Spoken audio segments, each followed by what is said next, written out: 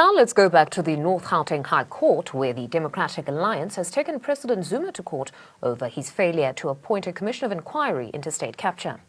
In this context, there is no necessity to find a court order pending the determination of the review. But belt and braces, if it should be found, and we submit as we will demonstrate with our argument, if it is found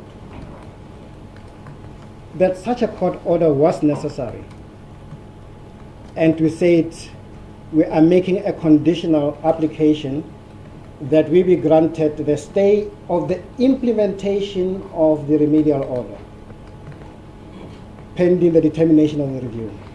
That's the nature of the counter application we make.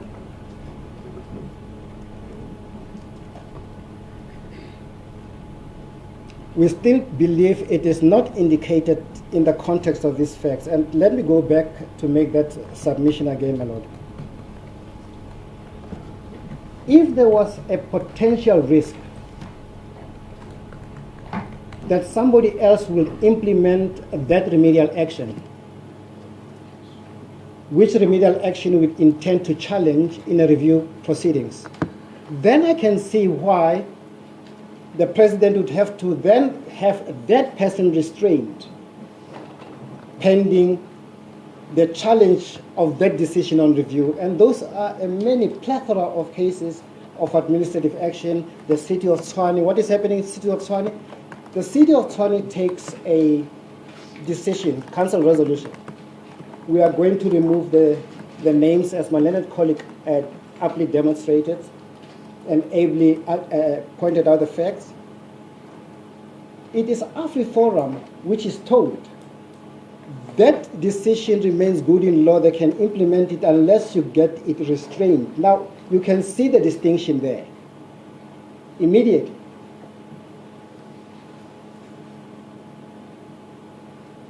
Because if you don't restrain the city of Tshwane, it might very well continue implementing that decision. In this case, who stands a chance of appointing a commission of inquiry? A constitutional power solely vesting with the president. Who? Because if I can identify that person, sure, my advice to the president would be go restrain that person. Go get a court order. They can't point you to that type of person. The principles are good in the various judgments that they raise, but completely out of context. And you deal with that, my Lord, if you look at page 4 of our written submissions. Of the latest set of heads, my Lord, the ones we handed up now. Paragraph 4, page 4.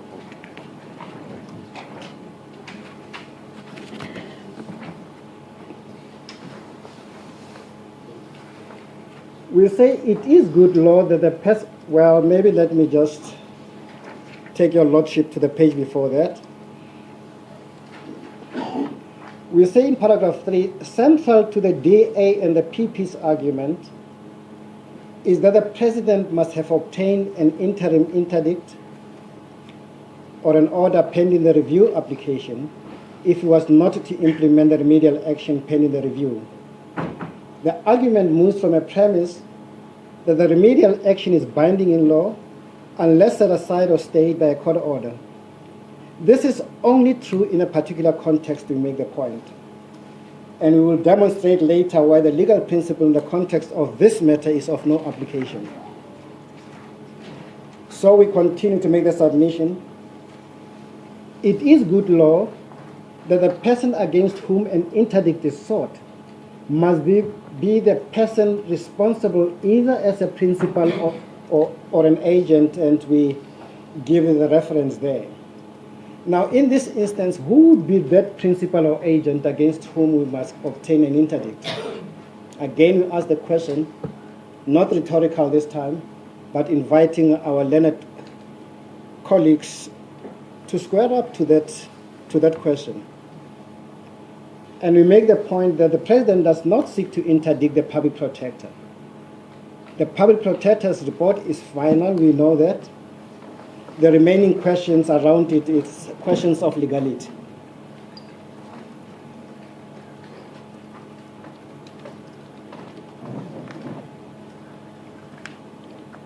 in paragraph 5, we try and deal a lot with the various judgments upon which this application is founded, and we say it is ill-conceived. The D and the PP seek support for their contention on various judgments, including those of the Constitutional Court. For reasons that follow, the D and the PP are mistaken, we contend and submit. And we make the point that in law, context is everything. In South African legal practice, an interdict is a summary remedy of an extraordinary nature, the object of which is to protect a person against unlawful deprivation, actual or threatened, of his property or rights. Now, when you come back to this case, there is no actual or threatened deprivation of the president's right to appoint a commission, which is a right he has under Section 84 of the Constitution. So that should already just kill this application. It is ill-conceived, it is misplaced, there is no basis to approach a court for an interdict. But let's ask the next question. Who would decide in such an application, seeking that type of court interdict? If we're not citing the public protector, who do we cite? And to cite them, we must say they're in law capable of appointing a commission of inquiry. You want them restrained pending the determination of the lawfulness or otherwise of that conduct. We continue against paragraph 5.2 to say, another element to an interdict is that no one, on his own or her own motion, without the intervention of the law, can prohibit, and we emphasize, another from doing any act, even though it be to his detriment or interferes with his rights of possession or ownership.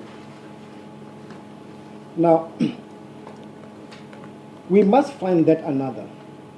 And again, we're inviting our learned colleagues in reply to give your lordship, in clearest of terms, who is the another that an interdict must be sought to restrain them from appointing a commission of inquiry, which is a power, as we repeatedly say, a constitutional power only reserved by the Constitution, the supreme law, to the president.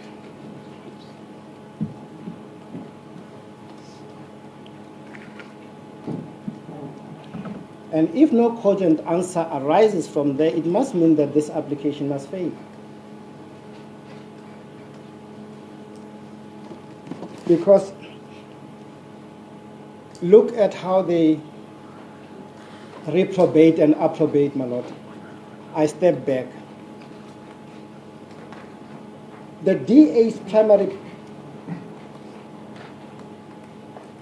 challenge and attack in these proceedings was, you can't ignore this remedial action, you must go get a court order. You're like, really? Okay. We'll bring a counter application. They say, no. This order is bad.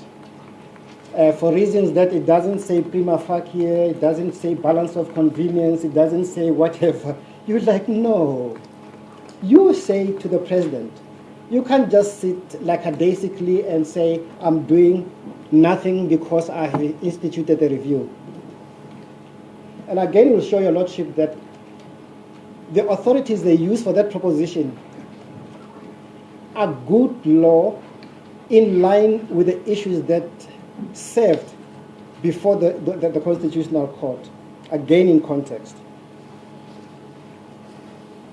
And in 5.4, we reiterate and embellish the point to say what is strikingly absent in the DA and the PP's contention is the person or entity against whom the president is to obtain an interim order or interdict.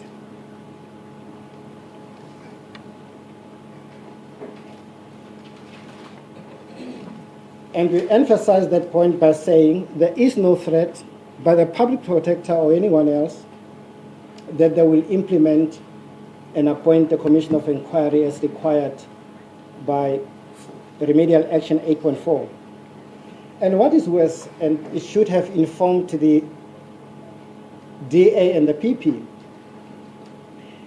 is that the remedial action itself is very clear It is directing the president, not anybody else. So there can't be anybody else other than the president who can implement the remedial action. And by parity of reasoning, there can't be anybody but the president who can implement that remedial action. And can therefore stand no risk of that right of his being threatened or actually implemented by someone else.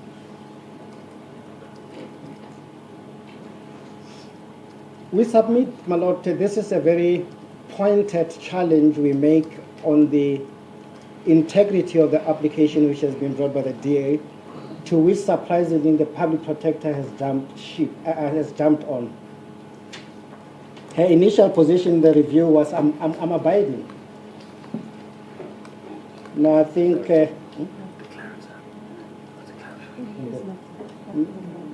in the review, she's applied. Oh, no, the counter is in this application, but now enters the fray when we do the counter. Yeah, sorry, my Lord.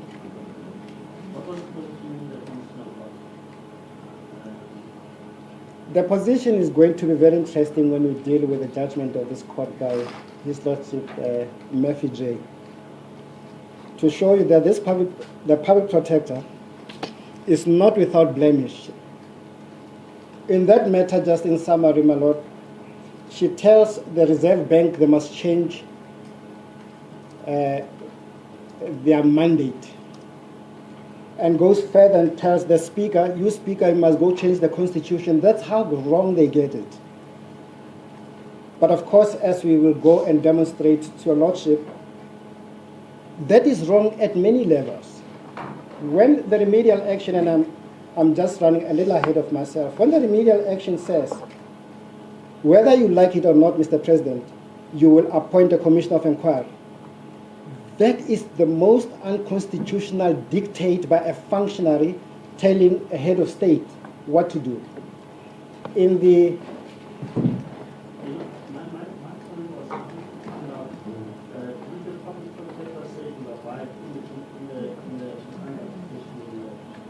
no.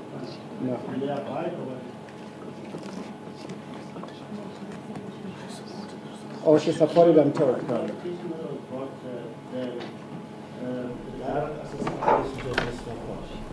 just want to find out where they... That's the DA one, my Lord. Yeah. I don't think the public protector was... Did the DA say the public advice by that? Yes, in the Constitutional Court, when the DA wanted Direct access. the clarity that they want now, yes, the public protector abided there. She did not oppose? No, did not oppose. Okay.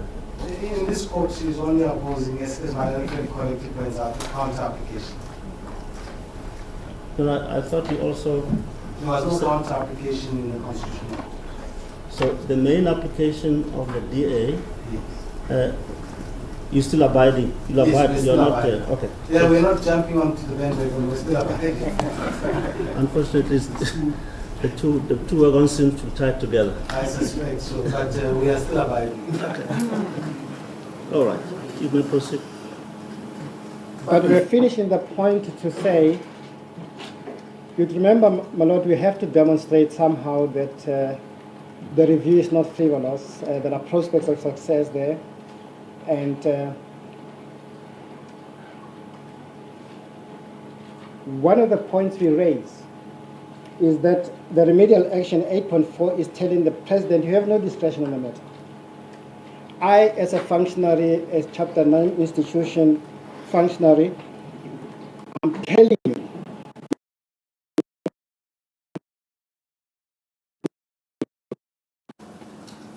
that is dictation of the worst kind.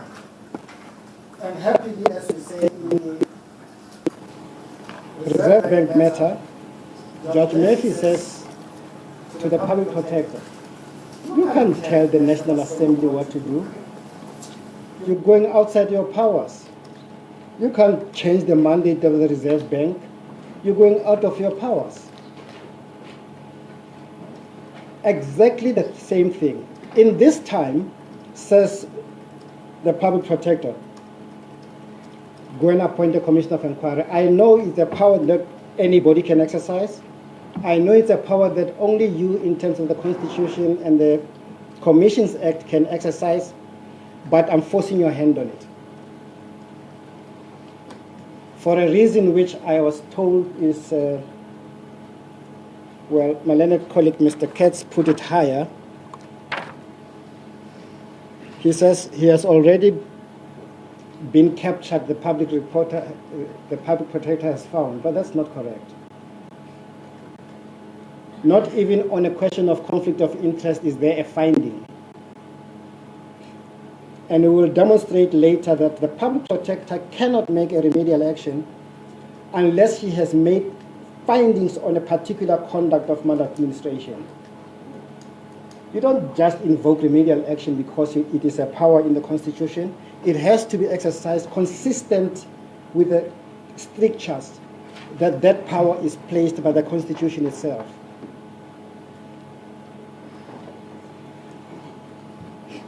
In paragraph 5.5, we will get there again later, we make the submission that it would be obtuse to require the president to obtain a restraining order against himself. Yes. This would be the case since restraining orders would be to suspend the implementation of the remedial action. We remind ourselves that the remedial action directs the president that he must appoint a commissioner of inquiry. The president has made an application to have that remedial action reviewed and set aside. There is nobody says we, as our submission on page 6, that the president must restrain pending the adjudication of the review application. And we reiterate the point that it is another person who threatens to implement a decision which we are impugning, against whom such an interim order can arise. It doesn't arise in this instance. Then they cite the Tshwane City versus AfriForum and another. And the submission we make against paragraph 5.7 is both the DA and the PP cite as authority the AfriForum case to support the legal principle that a review application does not suspend the implementation of a lawful decision. And then we start analyzing why these two are distinguishable, and we do that against paragraph 5.8. There we submit, my Lord, that it is very instructive to remember that in the AfriForum matter, AfriForum sought to interdict Tshwane City, who we say is the decision maker, from implementing a council resolution to change the names of the streets in Tshwane. 2, Tshwane City, the court held, was entitled to implement its council resolutions unless otherwise ordered by a court. Now, immediately we say that line, we show that this one is different. There is no risk that there is another entity that stands as a matter of law, a right to implement its lawful decision pending the review. The Constitution posits that power only on one individual. So the two are clearly distinguishable. And they cannot then take that principle, transport it and transpond it onto a set of facts that are completely out of context with the facts that inform the judgment of the Constitutional Court in AfriForum. 3, AfriForum was to obtain an interim interdict to restrain Tshwane City from implementing its decision pending the review.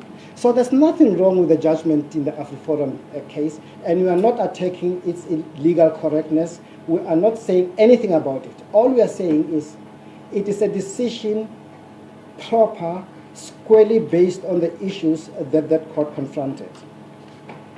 Issues that are different, chalk and cheese, to those that are obtaining in this particular application. 5.9, we say an interim relief interdict is a legal remedy there intended to restrain another, and in this case, it is not. And we conclude an analysis of the Afiforum judgment against paragraph 5.10.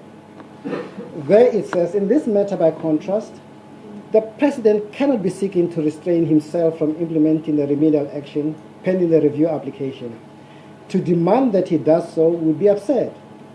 The circumstances, as the law always cautions, context is everything. It makes it plain that the Afiforum judgment is clearly distinguishable from the present matter. So it does not lend support to the applicant. Then we are told of outer, and we deal with outer in 511.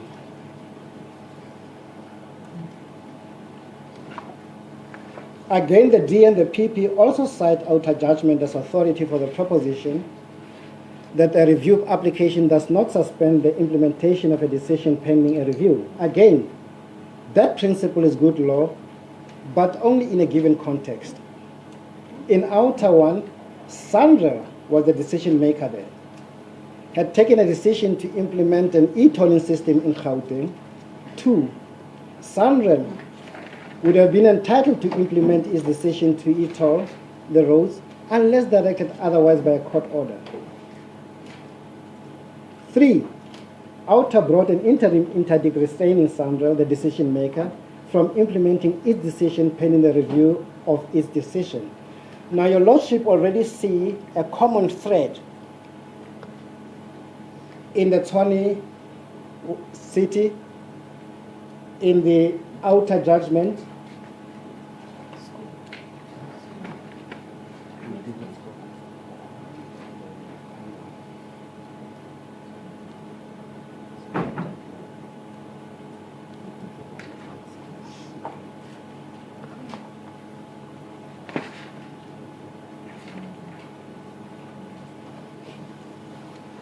So we again conclude to that point by saying, in this matter, the remedial action is one directing the President to appoint a commission of inquiry.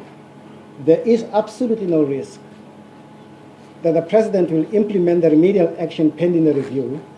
Therefore, in context, the judgment that the DA and PP rely on is clearly distinguishable. It can also not be suggested that the President should obtain an interdict against the public protector. There is no possibility that the public protector can, or anyone for that matter, exercise that constitutional power which the President has in terms of Section 84 of the Constitution. Over the page 9, we deal with another judgment which the DA and the PP seems to want to find inspiration out of the principle enunciated therein. Also, they use that authority to advance the same proposition, albeit on some other technical, with some other technical difference. The proposition is that an interdict against the executive can only be granted in the clearest of cases. And we say, yes, we do not challenge the correctness of that proposition. Safe to say the legal principle has no application in the present matter.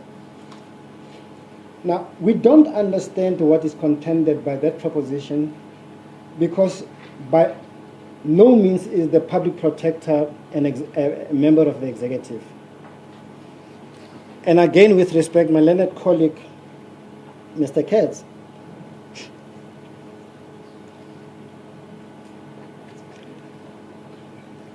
because your Lordship asks the question, is the public protector a member of the executive? A branch of government, rather. And then he says, not necessarily a branch of government. I don't know what necessarily means. But it is this type of positions that are taken that we submit contaminate the sound legal principles that emanate from the various judgments that we are dealing with.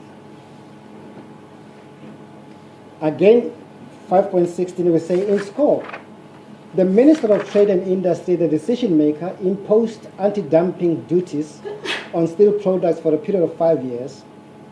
2, ITEC implemented a decision of the Minister of Trade and Industry.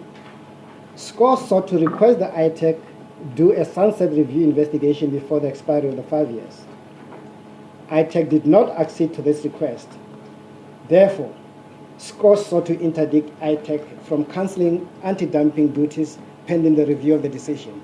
Again, the context is completely different.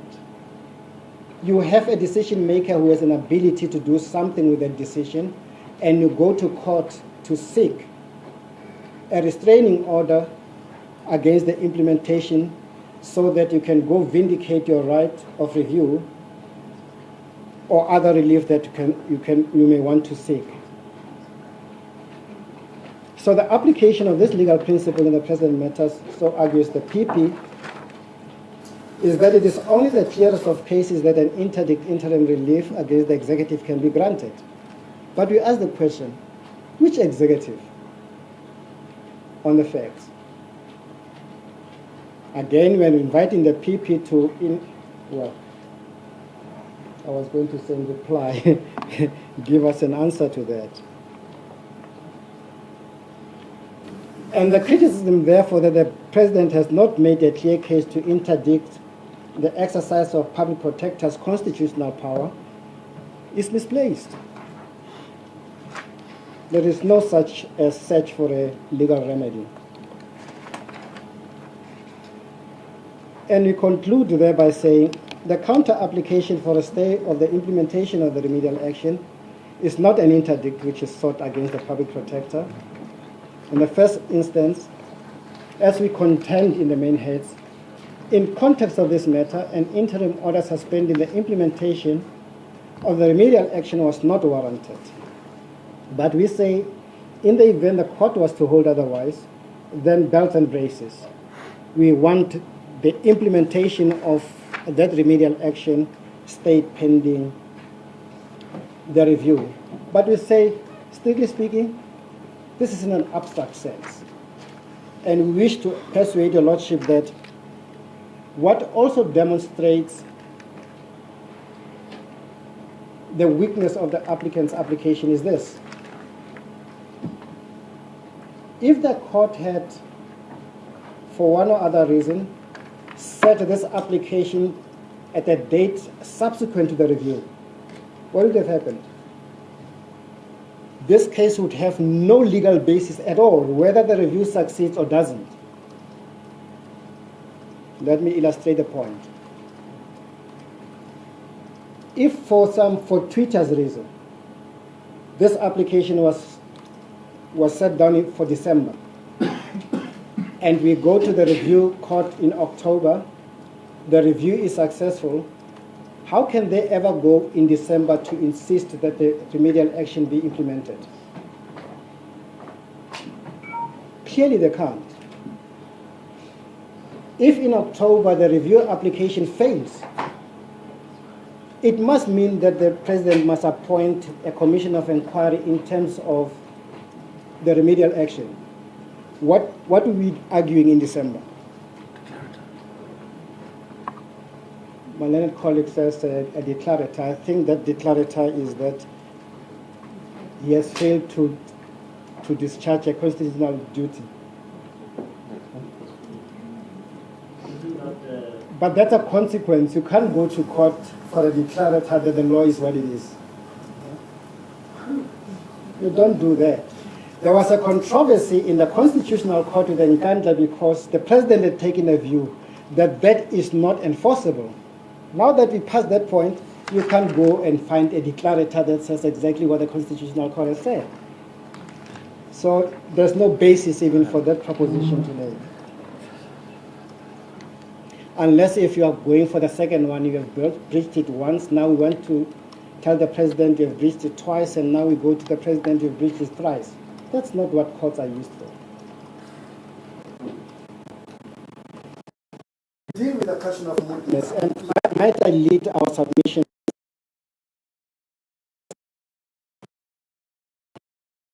We don't debate the legal principle that despite a matter being settled between two parties, there may very well be broader public interest issues about which the court says it will exercise a jurisdiction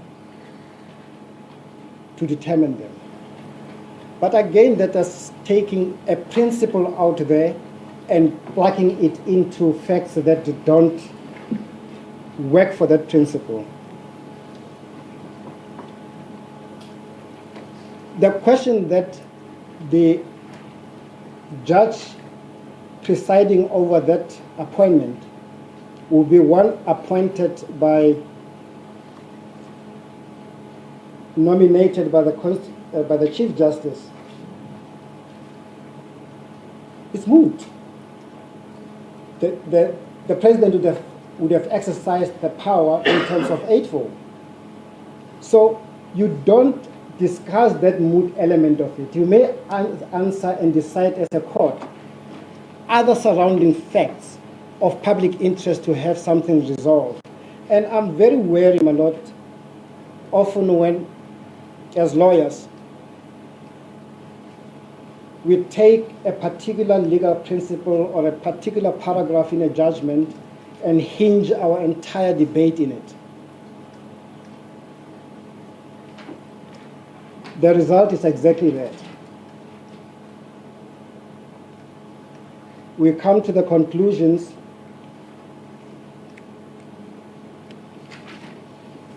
that are incongruent with the facts in terms of which those legal principles were determined and applied.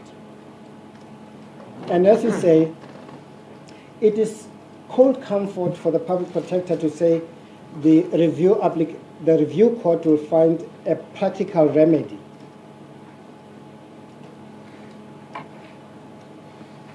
Without defining what that practical remedy is. But the contention must also be wrong, we say, as we go over the page and deal with paragraph 8. Oh yes, this is the point we're making about the Chief Justice appointment. Let's take that, for instance, my lord, as a remedial action. So says the remedial action in the public protector.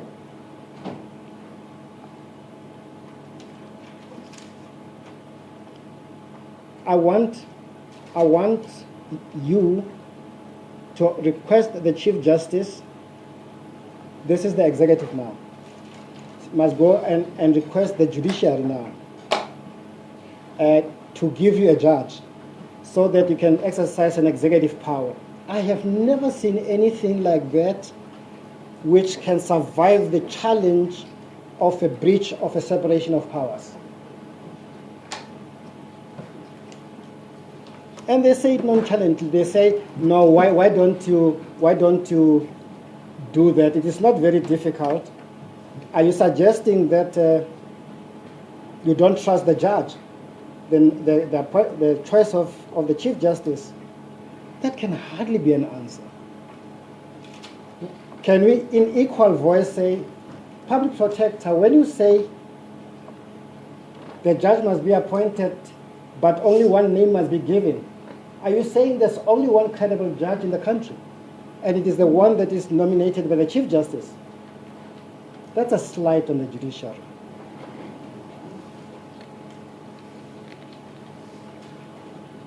My lord, we deal against paragraph 9 with the legal concept of preemption.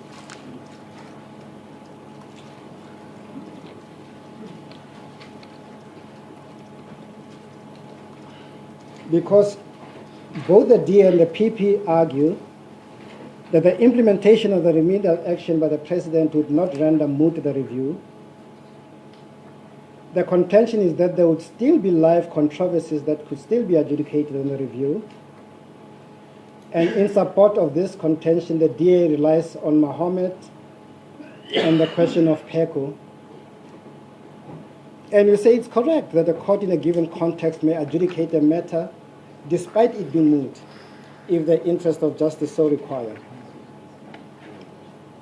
But we make the submission in this context, however, was the President to implement the remedial action, i.e., request the Chief Justice to nominate one judge to preside over the Commission of Inquiry on the terms set out in the Public Protector's report, he would be met with an argument that he had preempted his right to challenge the remedial action in the review.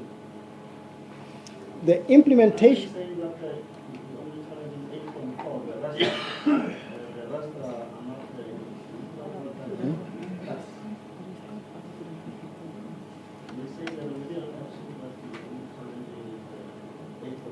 That's correct, madam. Probably the remaining still live wires to be debated. I'm not sure.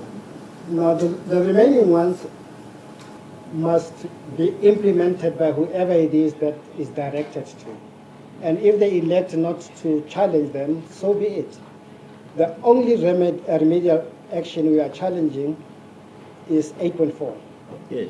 Which confines itself, which is the one against the president himself. Yeah. Okay. Okay. I hear you. Thank you. Yes. But we are talking about, again, the question of preemption. That we would then be met with an argument that the president has preempted his right to take the review because he would have done that unequivocally. It would be an unequivocal conduct showing that he is now implementing and associating himself with the decision not to take the matter on review any longer. And we quote the judgment in the Samanco Group Pension Fund and Samanco, Chrome and others, and we have the citation at the foot of the page. There, a pension fund adjudicator had made a determination where the employer had initially expressed an intention to comply with the adjudicator's finding, but had subsequently had a change of heart almost 3.5 years later. The court held that the employer had preempted his right to challenge the adjudicator's finding when he sought to challenge that finding. The doctrine of preemption was cited with approval in the Samanco judgment in these terms. And then they have paragraph 25 in that judgment, and they deal with the doctrine of preemption. In Centrico AG, Firestone SA, PTY Ltd, Trolip JS said, the right of an unsuccessful litigant to appeal against an adverse judgment or order is said to be preempted if he, by unequivocal conduct inconsistent with the intention to appeal, shows that he has acquiesced in the judgment or order. And in Natal Rugby Union versus Gold, in Standard Bank versus Estate Van Ryan, and we have the citation there, the reference there, Ines CJ said, if a man has clearly and unconditionally acquiesced in and decided to abide by the judgment, he cannot thereafter challenge it. Paragraph 26, Section 301 of the Act stipulates that any determination of the adjudicator shall be deemed to be a civil judgment. And I want to emphasize that part, my Lord. So what the court says there is, for the purposes of preemption, we accept that the judgment, the determination of the adjudicator will be deemed to have the status of a civil judgment. In this case, as stated earlier, the adjudicator made a determination on 15 February 2005. Thereafter, Samanco attempted to implement the adjudicator's determination, but almost 3.5 years later, Samanco decided not to finalize the implementation of the adjudicator's determination, but rather to bring an application to have the adjudicator's determination set aside. It only decided to seek to do so when execution was threatened. Its attempt to rely on alleged confusion as to whether it or the new owner of the Chrome division was responsible for payment is a red herring. As the sole as the sale only took place some 16 months after the adjudicator's award, during which time there would be no doubt that it was the responsible party. And even after the so-called confusion on its part in this regard had been cleared, it never sought to avoid liability. Instead, it attempted to settle the debt. In these circumstances, there can be no doubt that it acquiesced in the adjudicator's award and its right to appeal was parented. Samanco should not have been allowed to challenge the determination of the adjudicator at a stage it launched an application to set aside the applicator's determination. To my mind, the High Court should have dismissed the application. So, in like manner, we argue, and with equal force, the remedial action of the PP can be deemed to be a civil judgment, and therefore, in implementing the remedial action, the President would have preempted his right to have the review application adjudicated and decided. And this matter, therefore, was the President to implement the remedial action that would indicate an unequivocal conduct inconsistent with an intention to challenge the lawfulness of the remedial action. So,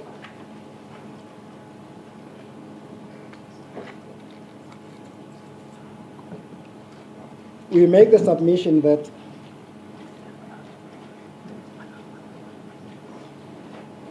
if the President was to appoint the commission as the remedial action directs, and later on go to the Court of Review to say, I want to challenge that, they'll say, no, you can't. You have already preempted this right by agreeing unequivocally to implement its directions. And that's the reason why the President has consistently and persistently said the remedial action is unconstitutional. And I have no intention to implement it, but instead I will take it on review.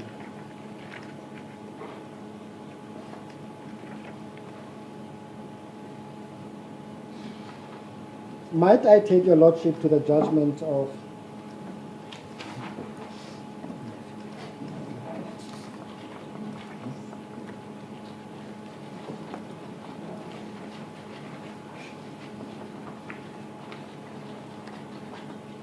which one? The judgment of this court by His Lordship, Mr. Justice Murphy. On our bundle of authorities, your Lordship would find the judgment on page 232.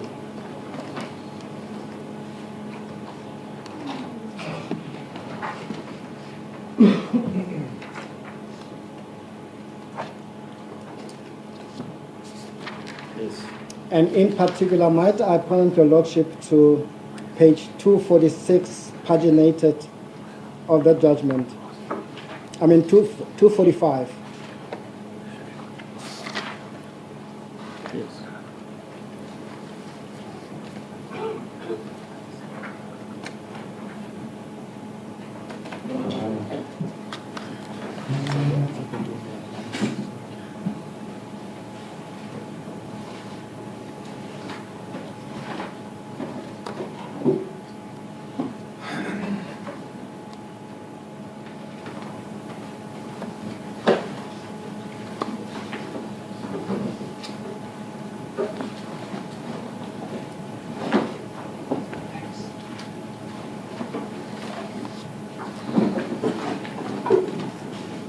I apologize to my little colleagues. I mistakenly assumed that we had distributed the heads.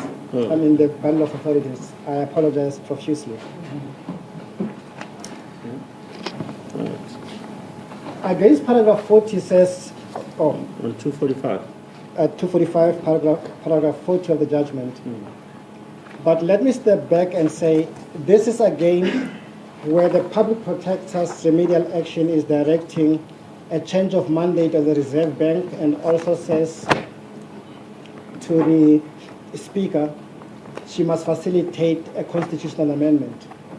So we argued before Justice Murphy the other day, And happily, the public protector was not very enthusiastic as she is today. There we made the submission. The Speaker, Ms. Baleka Mbete, says the judgment offers trenchant criticism of the public protector on this score. She states, and we do the same thing in the main review. In this case, the improper conduct found by the public protector is that the South African government and the Reserve Bank failed to recover money from a bank. The public protector's order that the Constitution be amended to strip the Reserve Bank of its primary function of protecting the value of the currency is entirely unrelated to the improper conduct that she has found to have been committed. Nobody can rationally suggest that there is a remedy for the other. The public protector does not even do so. Her order that the Reserve Bank be stripped of its primary function of protecting the currency seems little more than a personal predilection, wholly unrelated to the improper conduct that she found in this case. The public protector's order is thus beyond the scope of her remedial powers because it is not designed or intended to remedy the improper conduct that she found in this case. If, in fact, she designed and intended it to be such a remedy, her order would in any event be wholly irrational.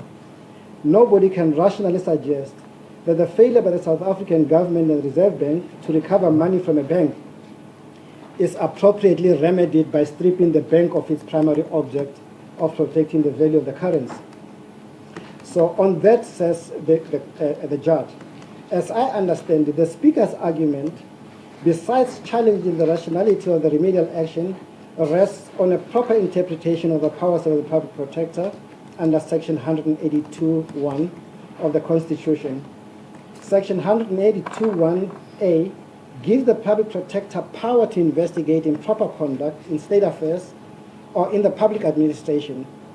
Section 182(1)(b) requires the public protector to report on, emphasis, that conduct, that is, the conduct that has been investigated. Section 182(1)(c) empowers the public protector to take appropriate remedial action.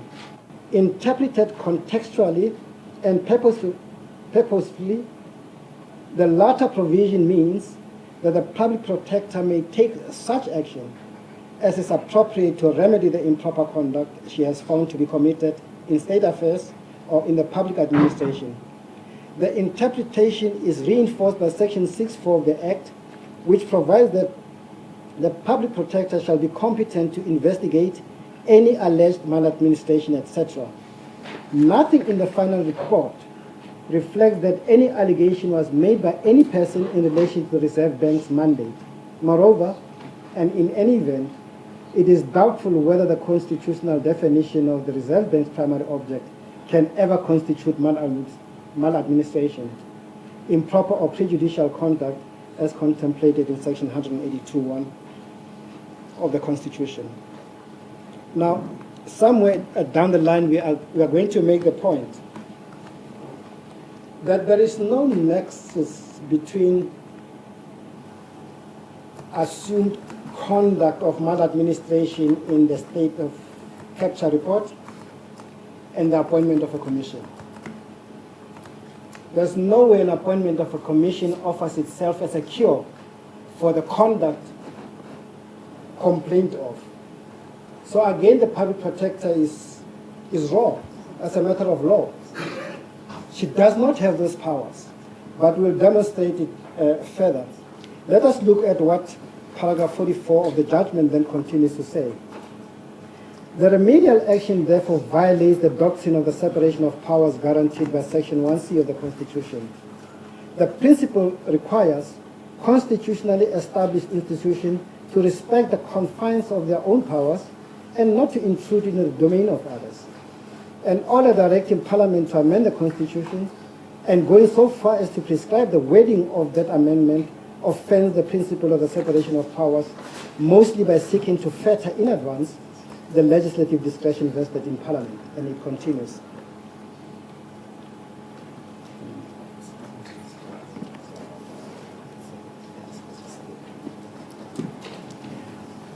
in the context of this, we're saying there is no connection. Let me make 2 points, my lord. The first point is the remedial action has made absolutely no findings on any conduct that amounts to maladministration. So she can't go to base 2. Because to go to base 2, you must make a finding. You must make a finding on a conduct.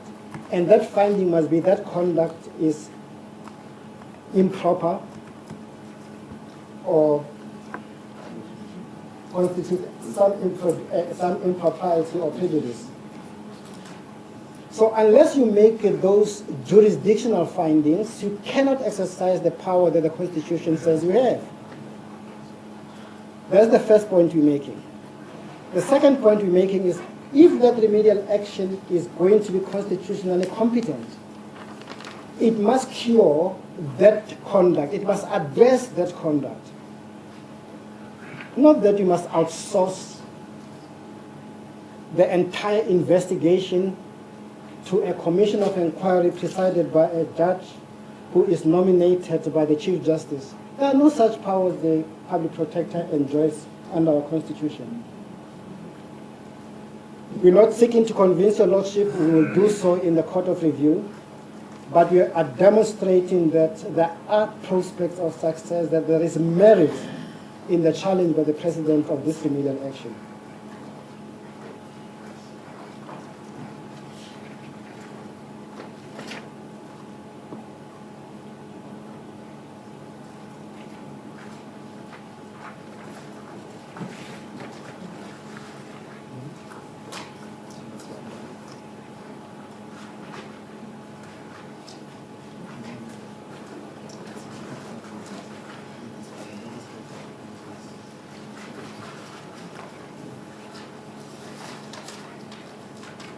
My Lord,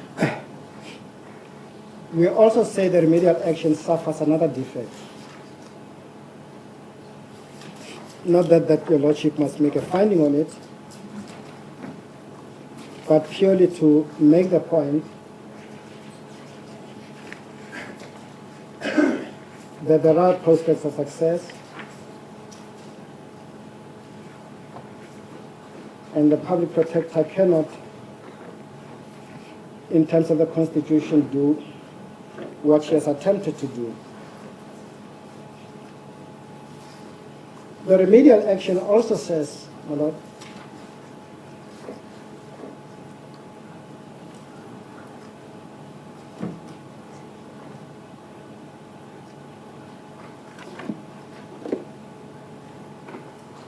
I am going to make you a stooge in this show.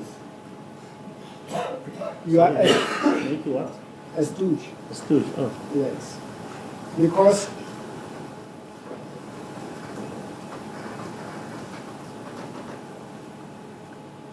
you are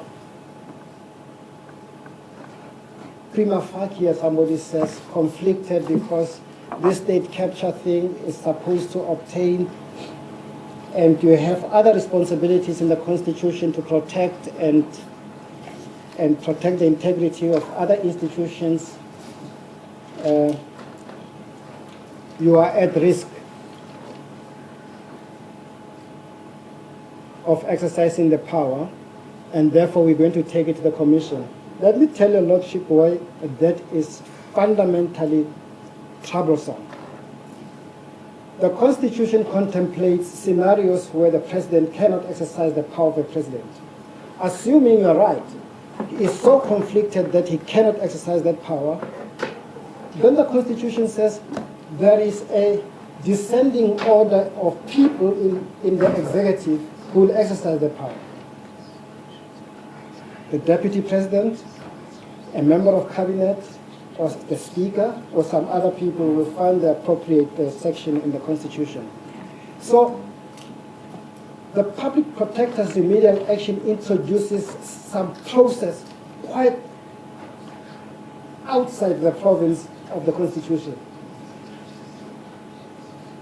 there is no authority for the proposition that she has, in the exercise of a remedial power, can tell who must do or must not do. And she also does an outstanding thing about that remedial action. Parliament sits and passes legislation dealing with the breach of members' ethics. And it passes legislation, it calls it the Executive Members' Ethics Act. And what Parliament does is it's very strict. It says a complaint about a member's conduct as a breach of that code must be investigated by the public protector. So the statute is clear. So various complainants then bring their complaints to the public protector to say the president is in breach of his code of ethics. She investigates that and says, now I've run out of money. You know what I'm going to do? I'm going to take this thing and give it to a commission of inquiry. But she can't do that. That power can only be exercised by the public protector, and the section actually gives a process that must follow such an investigation. Those powers cannot be exercised by a commission of inquiry. So we are pointing to your lordship again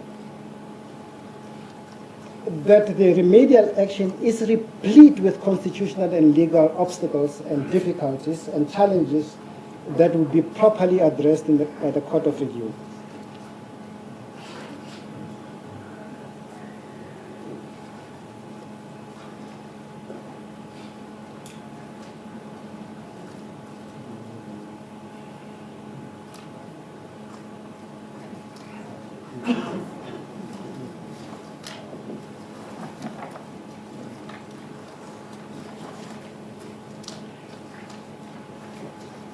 We have already addressed what appears, my lord, in paragraph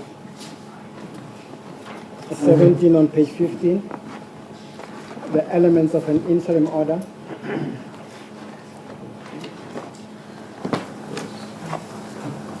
And obviously we move from a premise that we think this is not legally indicated or necessary,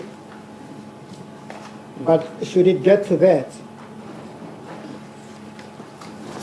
we're making the submission following 18.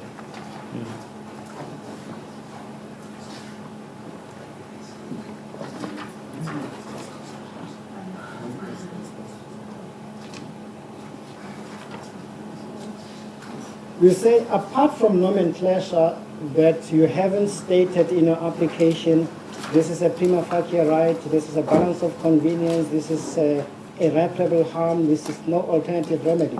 Those are nomenclatures. Let's look at the substance and not go over the question of form. The president says, I don't even have to establish a prima facie right. I am telling you that I have a constitutional right under Section 34 to take any dispute that can be resolved by application of law before a court of law. So, as an exercise of a constitutional right, we know the only way you can limit a constitutional right of an individual is only through an application of a law of general application, rather. You don't non-suit a president because he did not use the word prima facie right, balance of convenience, and things like those. Well, the president said he's not a lawyer. To start with. He said that he can't use such legal terms. To start with, He's not gone in public to say that. Indeed, my lord. But in substance, we say, not only has he established a constitutionally protected right to approach a court of law for relief,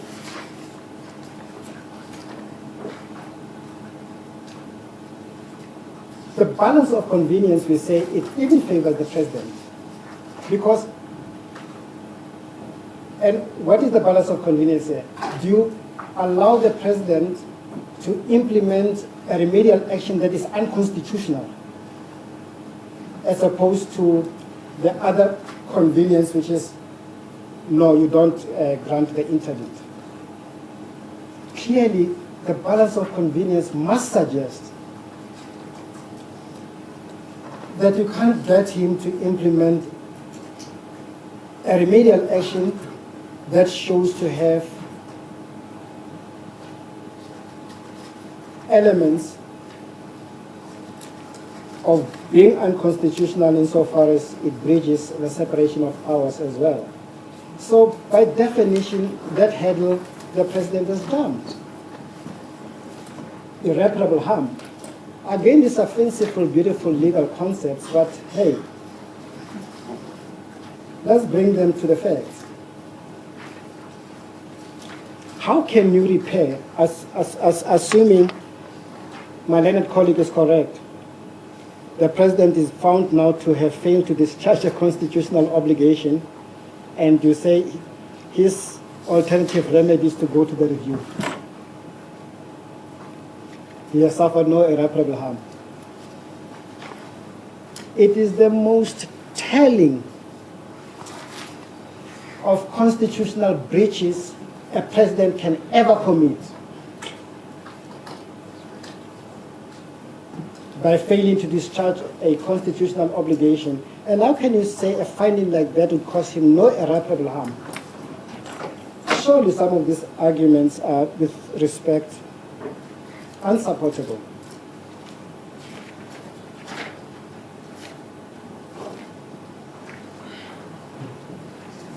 Your Lordship will see when you go and deal with the questions of prospects of success. We deal in paragraph 21 with the Ethics Act.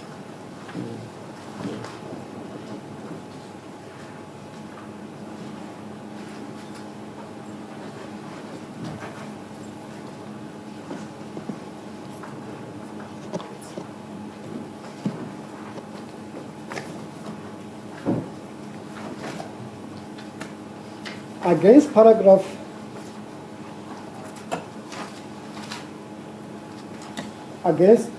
21.2, my Lord, your Lordship would find is on page 17 of the letterhead. We say at the top of the page, as the authority states, an appointment of a commission of inquiry by the President done through dictation is unlawful. The law is clear. The functionary must come to the decision on his or her own accord and cannot do so on the dictates of another. In this case, the appointment of a commission of inquiry, as directed by the remedial action, would be an appointment by dictation. And we cite the authority which your Lordship would find in the bundle of authorities. I may not go there directly, but Baxter makes that point very plain.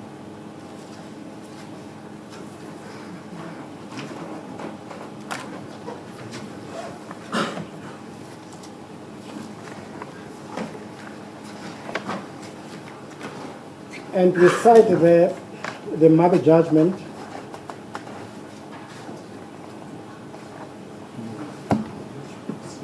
I beg your Lordship's pardon.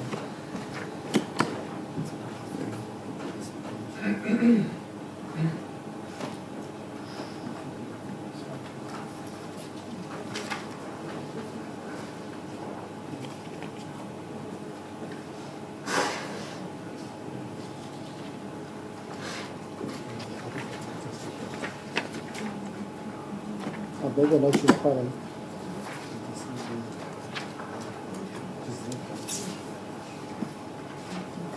We deal with paragraph 44. Your Lordship would recall this is the judgment of... In the Mari judgment? The correct. Correct, my Lord. No, the reserve bank judgment. Oh. Yes. The reserve bank judgment. Against paragraph 44 says... the court there. Yeah. The remedial action therefore violates the doctrine of separation of powers guaranteed by Section 1C of the Constitution. The principle requires constitutionality established institutions to respect the confines of their own powers and not to intrude into the domain of others. An order, and we emphasize, an order directing Parliament to amend the Constitution and going so far as to prescribe the wording of that amendment offends the principle of the separation of powers, mostly by seeking to fetter in advance the legislative discretion vested in Parliament. It removes from the members of Parliament their right and obligation to exercise an independent judgment when voting on proposed legislation. It potentially compels them to vote against their conscience and possible breach of their oath of office.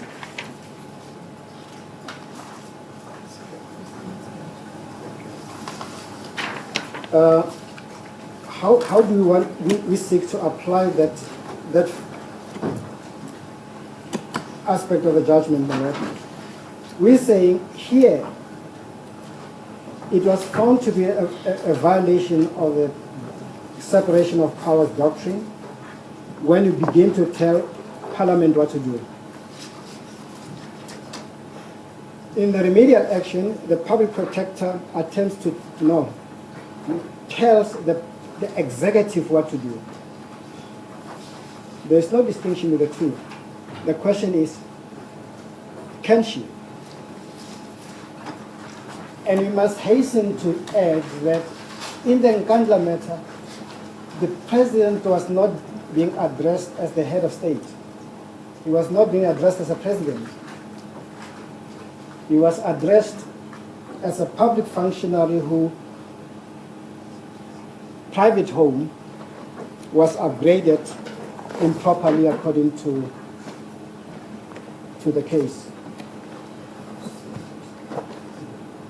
So to tell him that he must pay, it's a far cry from telling him that he must then implement or exercise a power only exclusively given to him by the Constitution.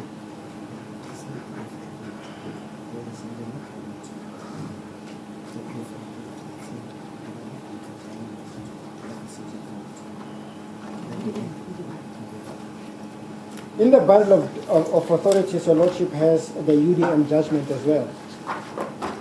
There, Your Lordship would remember, UDM goes to the Constitutional Court and says, amongst others, they're seeking a relief that the Constitutional Court must tell Parliament that the secret ballot into the vote of no confidence on the President must obtain through a secret ballot.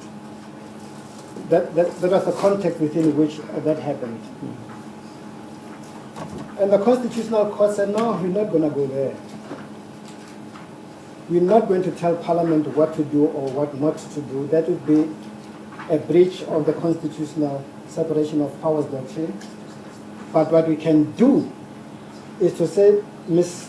Speaker, you are wrong when you think you don't have a power to decide the manner of the vote. That power is yours and yours alone. We are not going to exercise it. We are going to just tell you that the decision you make must be a rational one. So even the Constitutional Court makes it very plain. You don't usurp the powers of the other branches of government.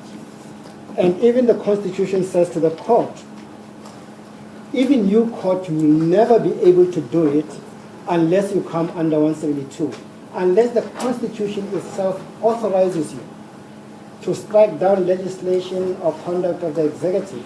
You don't have such a power. But you must find that there was conduct inconsistent with the Constitution, and it is only after that finding that you may have the constitutional power to intrude and have an appropriate action, appropriate remedy prescribed for that conduct. Well, on this page is the UDM judgment. Doesn't seem to be. I must apologize. I'm told it's not in the. No, yeah, it's not in the bundle. In the bundle. Yeah. We'll try to secure a copy for Your Lordship, but in that judgment, the court was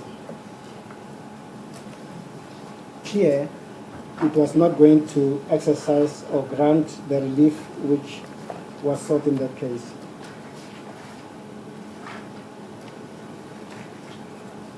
in 21.7, paragraph 19 of the written submissions, we make that point that there must be,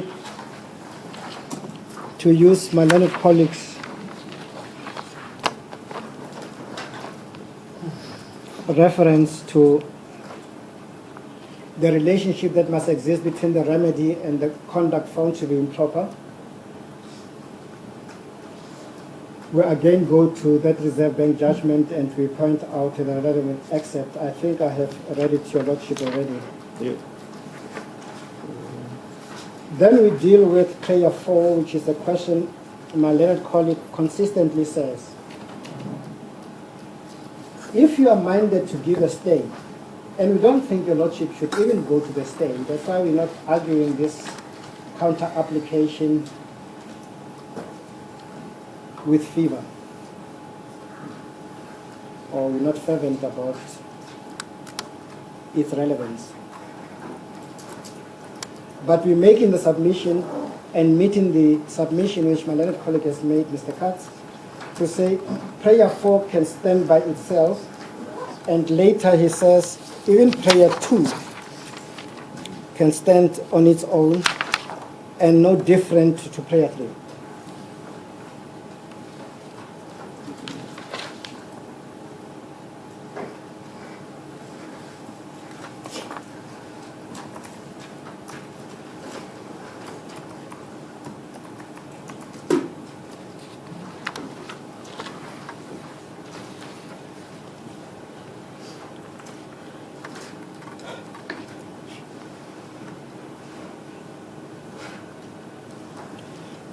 Regarding prayer 4, we make the point that your Lordship cannot, at this stage, make an order that the President is acting unconstitutionally in respect of a remedial action that is a subject of judicial inquiry.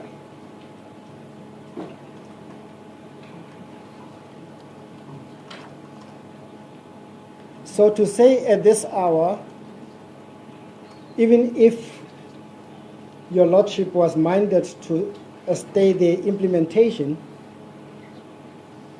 such a declarator must be made, creates the very difficulties we alluded to in our opening. It is a judgment that will stand beyond correction by any court, regardless.